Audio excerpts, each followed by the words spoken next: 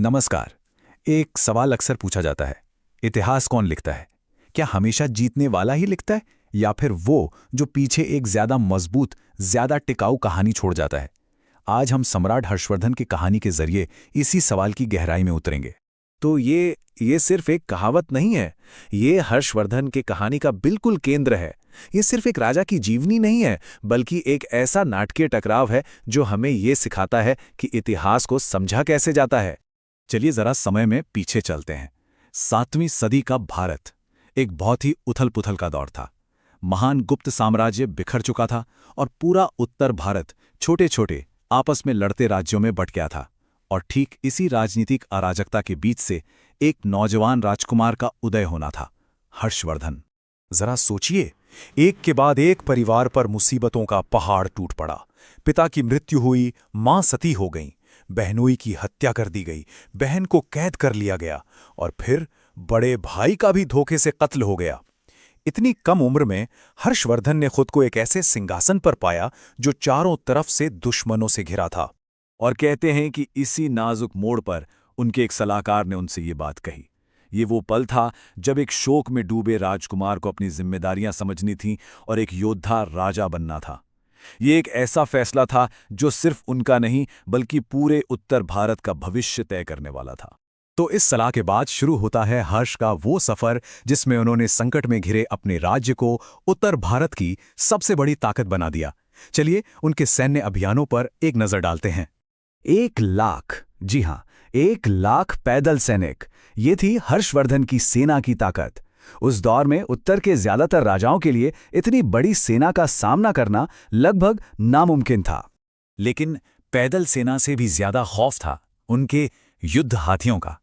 60,000 हाथी, ये उस जमाने के लिविंग टैंक्स की तरह थे, प्राचीन भारत में युद्ध का एक बेहद अहम हिस्सा। ये संख्या ही उनकी सैन्य ताकत का सबूत है। पर हर्ष सिर्फ अपनी ताकत पर निर्भर नहीं थे, वो एक चतुर रणनीतिकार भी थे। अपने भाई के हत्यारे शशांक को हराने के लिए उन्होंने सीधा हमला नहीं किया। पहले उन्होंने शशांक के दुश्मन कामरूप के राजा से हाथ मिलाया और फिर दोनों ने मिलकर 2 अलग-अलग दिशाओं से हमला किया, जिससे शशांक घिर गया और उसे भागना पड़ा। ये दिमाग और ताकत का बेहतरीन मेल था। और इन तमाम जीतों का नतीजा ये हुआ कि हर्ष उत्तर भारत के सबसे बड़े निर्विवाद स्वामी बन गए। सकल उत्तरपथेश्वर, यानी सारे उत्तर के ईश्वर। इस उपाधि के साथ उनका एक सपना तो पूरा हुआ, लेकिन अब उनकी नजरें दक्षिण पर थीं। और यहीं कहानी में एक बहुत दिलचस्प मोड़ आता है। उत्तर की अजेय शक्ति हर्ष अपनी विशाल सेना लेकर नर्मदा नदी के तट पर पहुंचते हैं दक्षिण को जीतने के लिए। लेकिन यहां जो हुआ उसकी कहानी हमें हर्ष के दरबारियों से नहीं मिलती, बल्कि उनके दुश्मन से मिलती है। और यहीं से इतिहास के स्रोत का महत्व समझ आता है। ये कहानी हमें मिलती है इस पत्थर से। इसे ऐहोल शिलालेख कहते हैं। ये असल में हर्ष के प्रतिद्वंद्वी चालुक्य राजा पुलकेशिन द्वितीय की तारीफ में लिखा गया है, उनके दरबारी कवि रविकीर्ति द्वारा। तो ये एक तरह से दूसरे पक्ष की कहानी है, एक ऐसी कहानी जो कागज पर नहीं बल्कि पत्थर पर लिखी गई ताकि सदियों तक टिकी रहे। तो अब जरा दोनों नजरियों को आमने सामने रखकर देखते हैं। एक तरफ हर्ष के दरबारी उन्हें संपूर्ण उत्तर का स्वामी बता रहे थे, वहीं दूसरी तरफ ऐहोल शिलालेख कहता है कि हर्ष का सारा हर्ष यानी उनकी खुशी पुलकेशिन से हार कर पिघल गई। शिलालेख के मुताबिक हर्ष की अजेय सेना को नर्मदा नदी पर रोक दिया गया था। यह हमें सिखाता है कि इतिहास को समझने के लिए सिक्के के दोनों पहलू देखना कितना जरूरी है। खैर, युद्ध के मैदान से हटकर अब जरा ये देखते हैं कि हर्ष का साम्राज्य अंदर से कैसा था। उनका 40 साल लंबा शासनकाल कैसा था? हर्ष का प्रशासनिक ढांचा काफी कुछ मौर्य और गुप्त साम्राज्यों से मिलता जुलता था, लेकिन इसमें एक बहुत बड़ा फर्क था। ये व्यवस्था सामंती थी, मतलब केंद्रीय सत्ता मजबूत होने के बावजूद स्थानीय शासकों यानी सामंतों के पास अपने अपने इलाकों में काफी ताकत थी। और ये विरोधाभास सिर्फ प्रशासन में नहीं बल्कि समाज में भी साफ दिखता है। एक तरफ राजा हर्ष बौद्ध और हिंदू दोनों धर्मों को बढ़ावा दे रहे थे। वो नालंदा विश्वविद्यालय जैसे ज्ञान के केंद्रों के संरक्षक थे।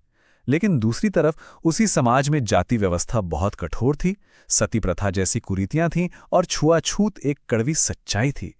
ये दिखाता है कि कोई भी ऐतिहासिक दौर सिर्फ अच्छा या बुरा नहीं होता, बल्कि बहुत जटिल होता है।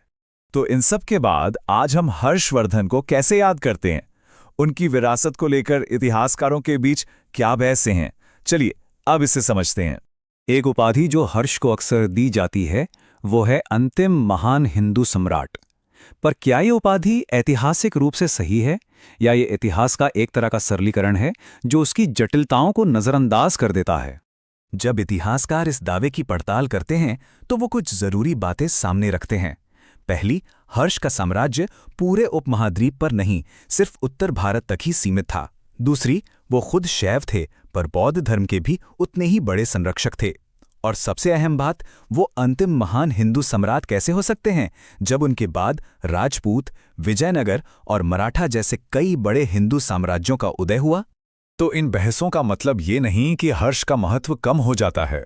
उनका असली ऐतिहासिक महत्व एक बिखरे हुए उत्तर भारत को एक करने में, कला और ज्ञान को संरक्षण देने में और उनकी धार्मिक सहिष्णुता में निहित है। वो एक महान शासक थे जिनकी ताकत की अपनी सीमाएं थीं, जैसा कि हर शासक की होती हैं। तो हम आपको इसी सवाल के साथ छोड़कर जाते हैं जो हमें वापस ऐहोल शिलालेख पर ले आता है। इतिहास को आखिर कौन आकार देता है? उत्तर का वो महान विजेता जिसकी कहानी उसके दरबारी कवियों ने लिखी, या दक्षिण का वो राजा जिसके कवि ने पत्थर पर एक ऐसी कहानी लिख दी जो आज भी मौजूद है? उम्मीद है इस चर्चा से आपको कुछ नया सीखने और सोचने को मिला होगा। अतीत को इसी तरह की गहराइयों से समझने के लिए हमारे साथ जुड़े रहें और सब्सक्राइब करें। धन्यवाद।